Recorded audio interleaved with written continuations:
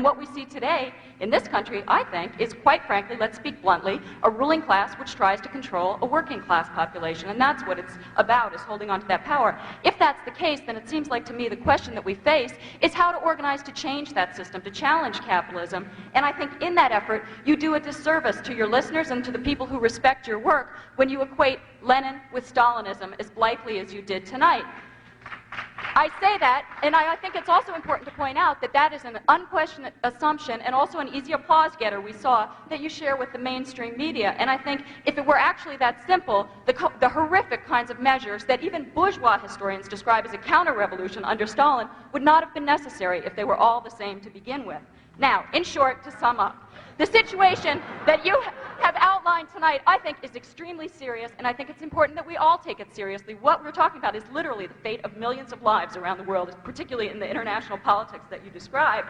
That being the case, then I think we need a full and a serious and a fair discussion of various different alternatives, not just talking about the horrors of capitalism, but actually how to change it to end this stuff once and for all. Well, I think you made it,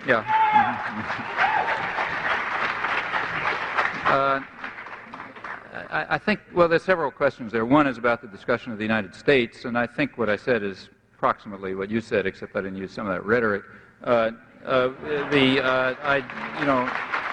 Which I don't think is particularly helpful, to tell you the truth, either analytically or to understand or whatever. It doesn't bother me if I happen to agree with the mainstream media on this. Trotsky, to pick somebody who you remember, once he was charged in the 1930s with agreeing with the fascists in his condemnation of the Soviet Union. And he pointed out that his critique was to be true. He wasn't going to abandon it if somebody else happened to say it for different reasons. So the question is about the Soviet Union, and particularly about Lenin. So what was Leninism? Well, here we have to look at the facts. Now, you look at the facts, I think here's what you find. Lenin was a right-wing deviation of the socialist movement, and he was so regarded. He was regarded as that by the Marxists, by the mainstream Marxists. We've forgotten who the mainstream Marxists were because they lost, and you only remember the guys who won. But if you go back to that period, the mainstream Marxists were people like, for example, Anton Pannekoek, who was head of education for the Marxist movement, and he's one of the people who Lenin later denounced as an infantile leftist. But he was one of the leading intellectuals of the actual Marxist movement. Rosa Luxemburg was another mainstream Marxist, and there were others. And they were very critical. In fact, Trotsky was one up until 1917. They were all very critical of Leninism because of this, what they regarded as this opportunistic vanguardism. The idea that the radical intelligentsia were going to exploit popular movements to seize state power and then to use that state power to whip the population into the society that they chose. Now, that was quite inconsistent with Marxism as understood by the mainstream sort of, I'd say, left Marxists. From this point of view, Bolshevism was a right-wing deviation. Trotsky made the same points up till 1917. Now, when Lenin came back to Russia in April 1917, he took a different line. Quite a different line from the one he'd had in the past. You take a look at Lenin's work, it shifted character in April 17. In April 1917, it became kind of libertarian. That's when he came out with the April Theses, and that's when he wrote State and Democracy. It came out a year later, but that's when it was written. And these were State and Revolution. These were basically libertarian works. They were very much more in the mainstream of sort of left libertarian socialism, from sort of, this range that goes from anarchism over to left Marxism of the Pannekoek-Luxemburg variety. And he talked about Soviets and the need for, a workers' organization and so on. In fact, came really closer to what the essence of socialism was always understood to be. After all, the core of socialism was understood to be workers' control over production. That was the core. That's where you begin with. Then you go on to other things. But the beginning is control by the workers over production. That's where it begins. Then Lenin took power in October 1917 in what's called a revolution, but in my view ought to be called a coup. And things followed that coup, or revolution, if you want to call it that. One of the things that followed it was the immediate moves to destroy the Soviets and the factory councils. Those were some of the first moves of Lenin and Trotsky after they took, Trotsky joined at that point, after they took state power.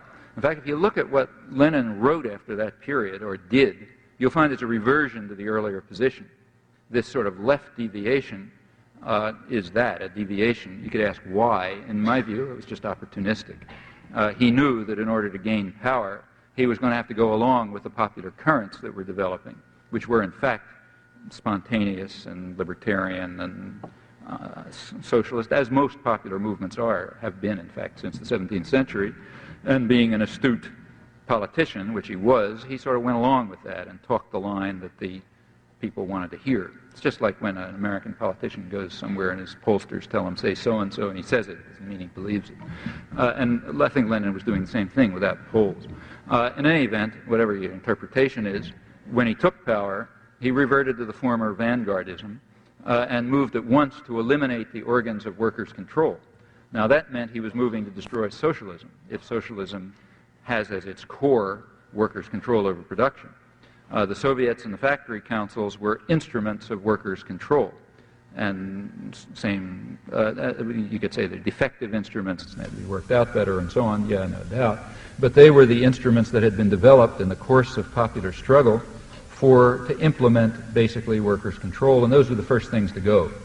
By early 1918, it's still really before the Civil War set in, Lenin's view was pretty clearly expressed. It was the view that both he and Trotsky took the position that what you need is what Trotsky called a labor army, which is submissive to the control of a single leader.